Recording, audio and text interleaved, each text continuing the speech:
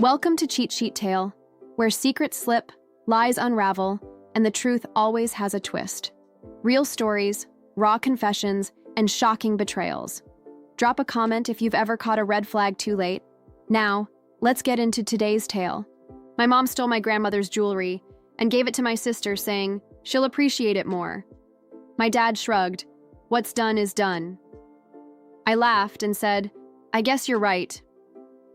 Weeks later, a jewelry appraiser's report exposed the truth, and the look on their faces was priceless. It was a Sunday evening, and we were gathered at my parents' house in Denver for our usual family dinner.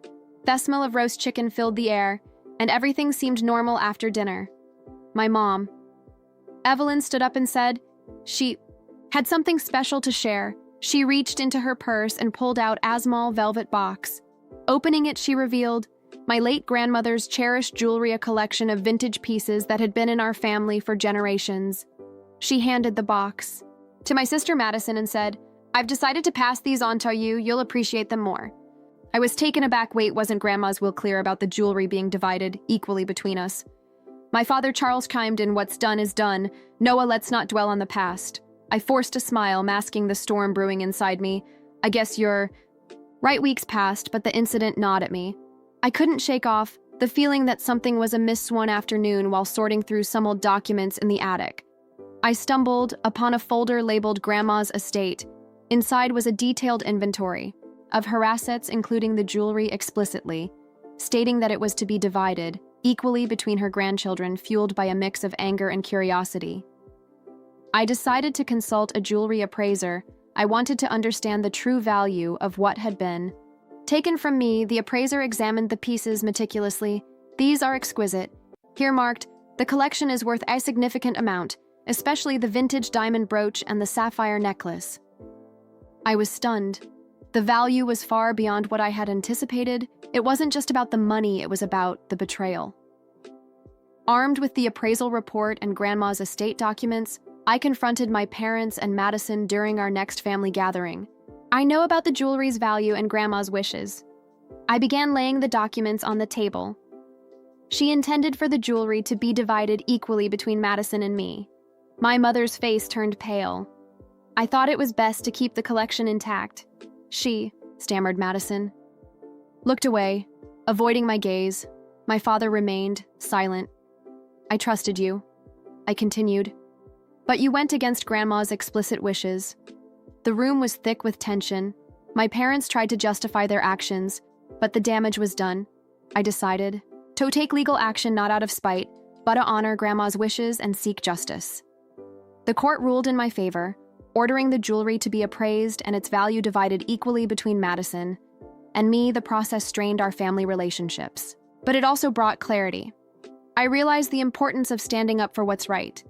Even when it's difficult, about a month after the court ruling, I got a call from the appraiser's office. The receptionist said, Hi, Noah.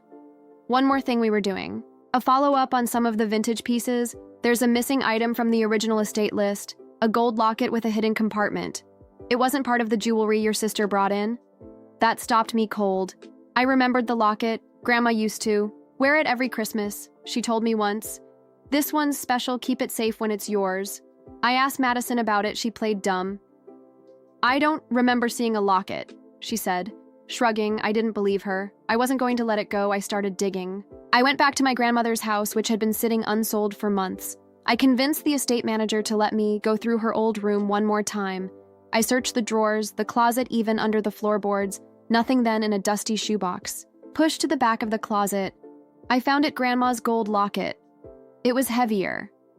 Then I remembered when I popped it open, I found something I never expected: folded paper, yellowed and fragile. It was a letter. It was written in Grandma's handwriting. If you're reading this, it means you found the truth. What came next made my stomach twist. The letter said, Grandma never trusted my mother with anything valuable.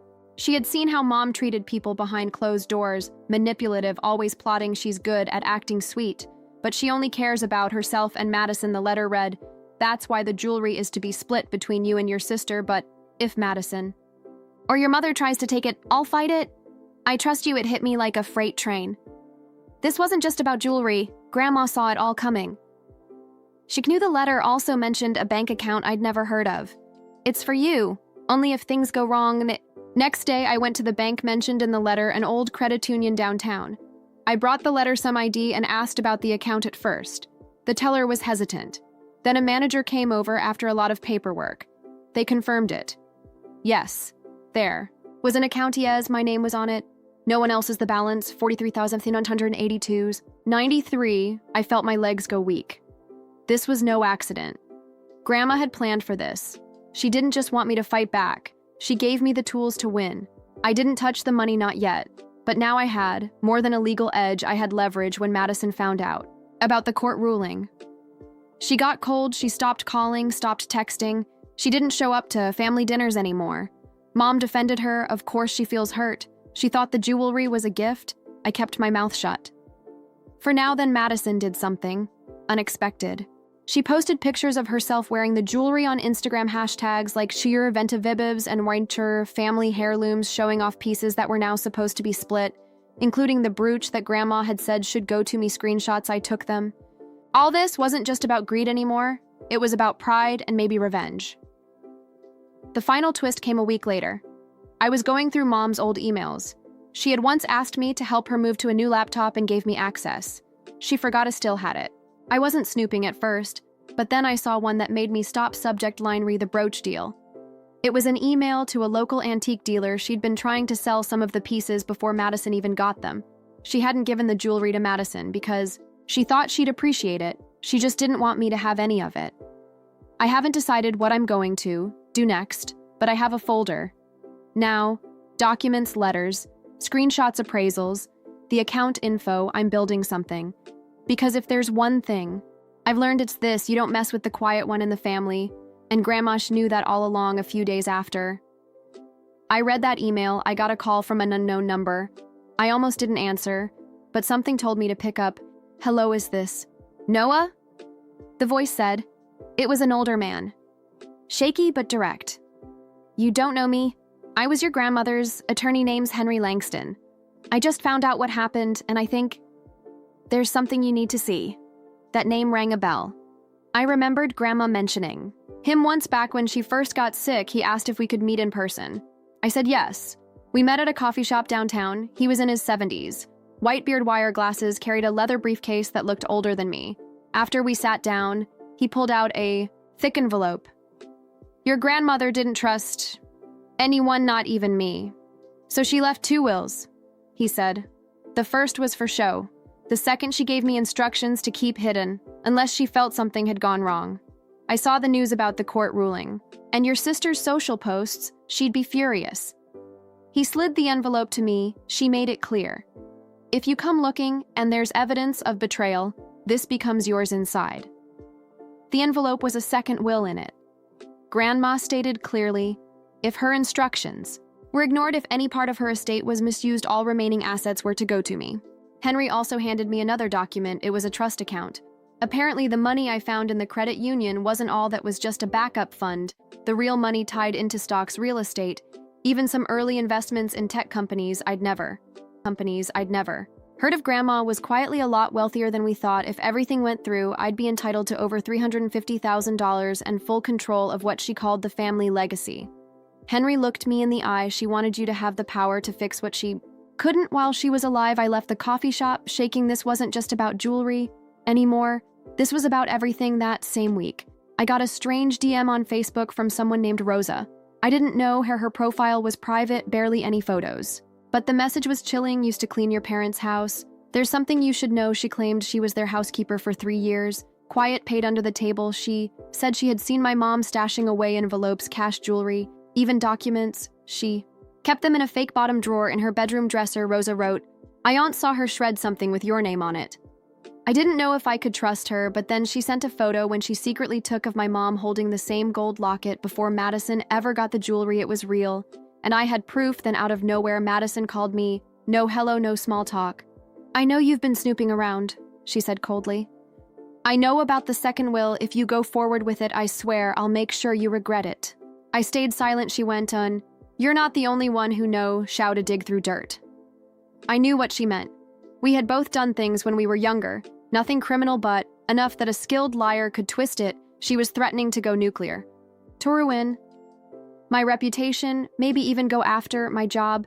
But she didn't know what I knew. She didn't know. I had the second will, the screenshots, the emails, the bank papers, the housekeeper testimony, and the original letter from Grandma. 2 nights later, I drove to my parents' house and needed to check the dresser myself. I knew they were out of town visiting my aunt in Phoenix. The house was quiet. I used the spare key they always left. Under the porch, all statue upstairs. I went straight to Mom's bedroom. It took a minute to find it, but there it was. False bottom in the top dresser drawer. I pulled it out inside envelopes of cash-hold photos, jewelry, receipts, 1 letter from Grandma, unipinned, and a tiny voice recorder. I hit play. My mom's voice came through, crackling. If he ever finds out about the locket, deny everything. Say Madison had it all along. She recorded herself talking to someone sounded like a lawyer. Or maybe just Madison. My hands shook. My heart pounded. This was everything now. I wasn't just holding family secrets, I was holding a weapon. I didn't rush. I spent the next few days organizing everything: photos, emails, screenshots, bank statements, Grandma's letter, the second will, and now the voice recording I made. Copies printed, everything, made a flash drive, hid. Backups in my apartment, 1 at work, and 1 I gave to a friend I trust like a brother. Then I called a family meeting. No one suspected anything. Mom thought I'd moved on. Dad was indifferent, as usual. Madison showed up late in heels, sunglasses, and attitude. We sat around the living room like nothing was wrong until I stood up and said, "I have something to say." I started with the locket, pulled it out, told them how I found it in the attic. Mom immediately said, "I thought we lost that." I held up the photo from the housekeeper. "Really, because you had it the whole time? She saw you with it? She took this her." Face dropped. Then I moved to the emails. "You tried to sell the jewelry before Madison even got it. You lied about the will. You lied about everything. Madison rolled here. Yes, you're being dramatic." I handed Dad the letter from Grandma. He read it, then read it again. His mouth tightened. He looked at Mom, then said quietly, "Did you really shred documents with his name on it?" Mom glared at him. "It was for the best. I threw down the flash drive. You planned everything. You stole from your own mother, and you both thought you could gaslight me into silence." Then I told them about Henry Langston II. Will the trust the conditions. Grandma made sure that if anything went wrong, I got control of everything. Not Madison, not you. Mom, Madison stood up. "You wouldn't dare." "I already did," I said. "Henry's filing the second will this week. The house, the investments, theirs of the estate. They're mine now." Silence, dead, heavy silence. Then Mom screamed, "You little snake, after everything we did for you." I left cold. "You mean after everything you took from Madison moved out of state 3 weeks. Later, no goodbye, no apology. I heard she tried to sell some of the pieces, but the appraisal flagged them as contested assets. She had to return them. Mom and Dad stopped calling. I blocked their numbers after Mom left a long voicemail, accusing me of destroying the family. She forgot she started the fire, but it wasn't over yet. I filed fraud charges through Henry.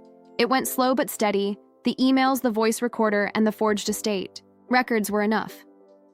She got charged with tampering with a will and attempted fraud. No prison time, but fines, a public record. Shame she'll never shake. I'll be honest, I didn't come out of this spotless either. Looking back, I let things slide too long. Played the quiet one. The peacekeeper. I laughed it off that night. They handed Madison the box. I knew something was wrong, and I still smiled and said, "I guess you're right. I should have spoken up sooner, and when I did strike back, I didn't hold back, even a little. Maybe I went too far. Maybe I could have handled it more gently, but when someone stabs you in the back with a smile, you stop caring about being nice. I didn't just want the truth, I wanted them to feel what I felt. Cornered, betrayed, powerless, and I made sure they did. Sometimes I still read Grandma's letter, the one in the locket. You don't owe anyone silence. If they lie, take the truth and speak it loud." That's exactly what I did. The house is quiet now, sometimes too quiet. But it's mine. Everything Grandma wanted me to have. I have not because I'm better, but because I fought for it. Family doesn't mean loyalty. Blood doesn't mean honesty. Blood doesn't mean